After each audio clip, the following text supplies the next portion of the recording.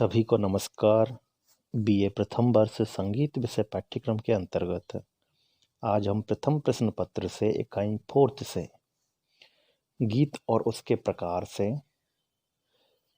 धमार गायकी के बारे में इस वीडियो के माध्यम से जानेंगे, जो कि महाराजा गंगा सिंह विश्वविद्यालय बीकानेर के पाठ्यक्रम जो संगीत विभाग का है उसी पाठ्यक्रम के में आपकी धमार गायकी सिलेबस में है। तो हम आज जानेंगे कि भारतीय संगीत में धमार गायकी क्या होती है, क्या इसकी विशेषताएं हैं। तो धमार यह गीत का एक बहुत ही प्राचीन प्रकार है, जिसे होरी गीत के नाम से भी जानते हैं या होरी गीत भी उसे कहते हैं, क्योंकि धमार गायकी जो है उसमें होली के गीतों का वर्णन है, इसलिए इसे होरी गीत कहते हैं। और सबसे महत्वपूर्ण बात यह है कि जो धमार गायकी है, इस धमार गायकी के साथ में जो ताल प्रयुक्त की जाती है वो धमार ताल ही प्रयुक्त की जाती है। और ये जो धमार गायकी है ये धमार ताल में ही होती है, जो कि 14 मात्राओं की ताल है। और इसमें अधिकतर धमार गायकी में राधा कृष्ण और गोपियों अथवा ब्रज की होली का वर्णन हमें सुनने को मिलता है। धमार गायकी में धमार में ध्रुपद के समान ही प्रथम में नोम तोम के आलाप किए जाते हैं तथा लयकारी पर विशेष महत्व रखती है। अर्थात जिस प्रकार से ध्रुपद गायकी में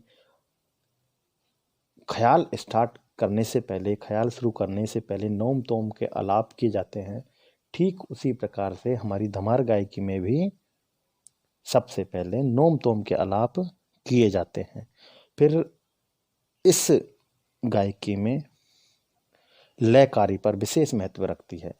ध्रुपद गायकी में भी लयकारी की जाती है, तो धमार में भी लयकारी पर विशेष महत्व रखती है। इसमें द्विगुण, त्रिगुण, चौगुण, छगुण की लयकारियां दिखाई जाती हैं और अधिकतर गीत के शब्दों को लेकर दिखाई जाती है। और गमक का प्रयोग खूब होता है। खटके तथा तान के समान ही सर समूह वज्र हैं। कुछ संगीतज्ञ इसमें सरगम भी बोलते हैं, किंतु यह ख्याल के सरगमों से भिन्न होता है। सरगम बोलते हैं लेकिन वो ख्याल के जो सरगम है उससे विभिन्न होता है, अलग होता है। ध्रुपद अथवा धमार के प्रत्येक अंग में गंभीरता रहती है, क्योंकि गंभीरता तो इनकी प्रमुखता है। जैसा कि हमने पहले ध्रुपद गायकी में आपको बताया था कि कुछ विद्वानों ने होरी भी इसे कहते हैं, इस गायकी को होरी भी कहते हैं, किंतु यह उचित नहीं है कि होरी और होली में केवल रे का अथवा लय का अंतर संगीत के प्रारंभिक विद्यार्थियों एवं संगीत प्रेमियों के लिए भ्रामक होता है। अतः सभी से ये कहना है कि धमार ही कहा जाए, ना कि इसे होली या होरी कहा जाए।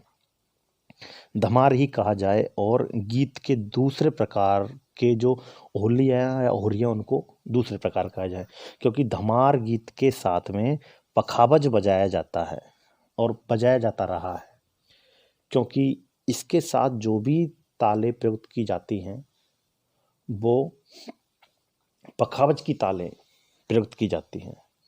अब पखावज की ताल क्या है, इसके साथ में केवल और केवल एक ही ताल प्रयुक्त होती है, वो है धमार ताल, जो कि 14 मात्रा की ताल है। उसको हम तबले पर बजा सकते हैं, लेकिन जब गायन प्रस्तुत करते हैं तो पखावज पर उसको बजाया जाता है, उसके बोलों को। आधुनिक काल में पखावज का प्रचार कम होने पर तबले पर भी इसका प्रयोग होने लग गया है। अब धमार गीत के साथ तबले का प्रयोग भी होने लगा है। तो धमार गायकी ब्रज भाषा में इसके शब्द होते हैं। राधा कृष्ण के विरह, उनकी अटखेलियों आदि का इस गायकी में वर्णन मिलता है। गोपियों का भगवान कृष्ण के साथ में वर्णन है। लयकारिया, नोम तोम का आलाप और धमार गायकी के साथ में धमार ताल का प्रयोग किया जाता है। अब इसी वीडियो के माध्यम से ये तो हमने समझा धमार गायकी क्या है। अब हम इसी वीडियो के माध्यम से समझेंगे गत क्या है। तो गतें होती हैं दो प्रकार की, एक होती है मसीत खानी गत और एक होती है रजा खानी गत। मसीत खानी गत का जो आविष्कारक हैं वो हैं मसीत खां साहब, और रजा खानी जो गत हैं उनके जो आविष्कर्ता हैं वो हैं रजा खां साहब। अब ठीक इनको उसी प्रकार से समझा जाए जिस प्रकार से बड़ा ख्याल और छोटा ख्याल है। मसीत खानी को हम बड़े ख्याल के समान जैसा मान सकते हैं क्योंकि ये विलंबित में बजाई जाती है और रजा खानी को द्रुत लय में बजाई जाती है। पर ये स्पष्टता रहे कि रजा खानी और मसीत खानी जितनी भी जो गतें हैं ये हमारे वाद्य यंत्रों पर बजाई जाती है, वायलिन पर बजाई जाती है। जिस प्रकार से गायन में ख्याल गाया जाता है, ध्रुपद गाए जाते हैं, धमार गाई जाती है, ठीक उसी प्रकार से वाद्य यंत्रों पर जो बजाया जाता है उनको हम गते कहते हैं, और गायन में जो प्रस्तुत करते हैं उनको ख्याल, ध्रुपद, धमार कहते हैं। तो रजा खानीगत और मसीत खानीगत दोनों वाद्यंत्रों पर बजाई जाती है। मसीत खानीगत विलंबित लय में बजाई जाती है और रजा खानीगत रजा खां साहब द्वारा जो बनाई गई थी उसको द्रुत लय में बजाया जाता है, ताने भी ली जाती हैं। तो सभी बच्चों को समझ में आ गया होगा रजा खानीगत क्या है और मसीत खानीगत क्या है। ये गतें इंस्ट्रूमेंटल पर, वाद्य यंत्रों पर बजाई जाती हैं। अब इसी वीडियो के माध्यम से हम समझ लेते हैं तराना क्या होता है। तो भारतीय संगीत में तराना मध्यकाल की गायकी में आता है। अमीर खुसरो साहब ने के समय में तराना, इसको तिल्लाना के नाम से भी जाना जाता है, निरर्थक शब्दों का प्रयोग तोम, तनोम आदि का इसमें प्रयोग किया जाता है। ख्याल गायकी के तरह ही ये बंदिश के रूप में इसको गाते हैं। विभिन्न रागों में तरानों का वर्णन मिलता है। तराने के जो शब्द होते हैं वो अल्लाह, ईश्वर की, उसी को मानकर उन्होंने रखा गया था, इसी के आधार पर इस गायकी को बनाया गया था। लेकिन इसके जो शब्द होते हैं वो निरर्थक शब्द होते हैं, तनोम, उदानी, तदानी, और इनके ऐसे बोल होते हैं जो कि छोटे ख्याल की तरह ही गाए जाते हैं। तराना को दक्षिण भारतीय शास्त्रीय संगीत में तिल्लाना के नाम से जाना जाता है। तराना जो गायकी है इसके साथ में ताने द्रुत लय में गाई जाती हैं और इसमें लय कार्य भी दिखाई जाती है। लय कार्यों के साथ साथ में ताने गाते हैं और ये तिल्लाना या तराना की विशेषताएं हैं। तराना बहुत सुनने में दिल को सुकून देता है, सुंदर लगता है, इसमें चंचलता रहती है, द्रुत गति में गाया जाता है। और ओदानी, तदानी, दीम तदारे दानी, यलली यलली तोम, तनाने तदारे दानी आदि इसके निरर्थक बोल होते हैं। इन बोलों की गायकी होती है। जिस प्रकार से बंदिश छोटे ख्याल की होती है ठीक उसी प्रकार से तराना की भी बंदिश होती है, जो कि तबले की संगति इसके साथ में होती है। तो इस वीडियो के माध्यम से हमने भारतीय संगीत में धमार गायकी क्या है, उसकी क्या विशेषताएं हैं, कौन सी ताल के साथ में धमार गायकी गाई जाती है। 14 मात्रा की ताल जो कि धमार ताल है, धमार ताल ही धमार गायकी के साथ में बजाई जाती है, जो कि पखावज की ताल है। इसके बोल हैं ताल के क, धी, ट, धी, ट, धा, आ, ग, ती, ट, ती, ट, ता, आ। ये 14 मात्राओं की ताल है। क, धिट, धिट, धा, आ, ग, तिट, तिट, ता, आ।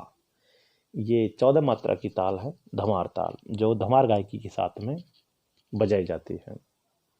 और इस वीडियो के माध्यम से फिर हमने देखा गतों के बारे में, रजा खानी गत और मसीत खानी गत। जो कि मसीत खानी गत है वो उसको हम विलंबित लय में बजाते हैं, रजा खानी गत द्रुत लय में बजाई जाती है। वाद्य यंत्रों पर ये गतें बजाई जाती हैं। ठीक उसी प्रकार से समझना है जैसे हमें गायन में बड़ा ख्याल छोटा ख्याल गाते हैं, ठीक उसी प्रकार से वाद्य यंत्रों पर मसीत खानी विलंबित लय में बजाई जाती है और द्रुत लय में रजा खानी गत बजाई जाती है। और अंत में इस वीडियो के माध्यम से हमने तराना गायकी के बारे में जाना है। तो कि हिंदुस्तानी संगीत में तराना मध्यकाल की युग की ये देन है।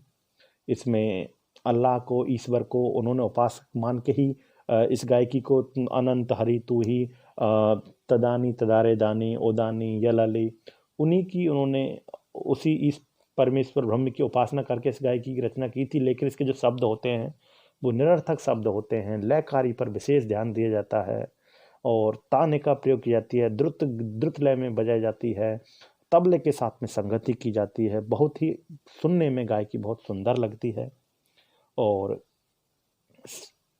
स्वरों का, तानों का प्रयोग किया जाता है, आकार में भी ताने ली जाती हैं। बहुत ही सुंदर गायकी है।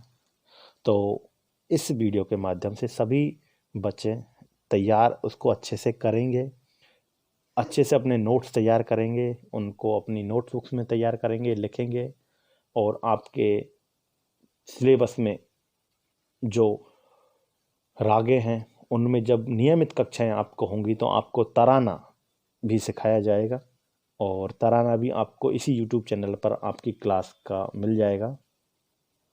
तो मैं उम्मीद करता हूँ सभी बच्चों को ये समझ में आया होगा। बहुत अच्छे से आप तैयारी करेंगे और एग्ज़ाम के दौरान जब आपसे पूछा जाएगा धमार गायकी, रजा खानी गत, मसीत खानी गत, तराना के बारे में, तो आप बहुत अच्छे से लिखेंगे, उसका जवाब देंगे, उत्तर देंगे। आज के लिए इतना ही। धन्यवाद।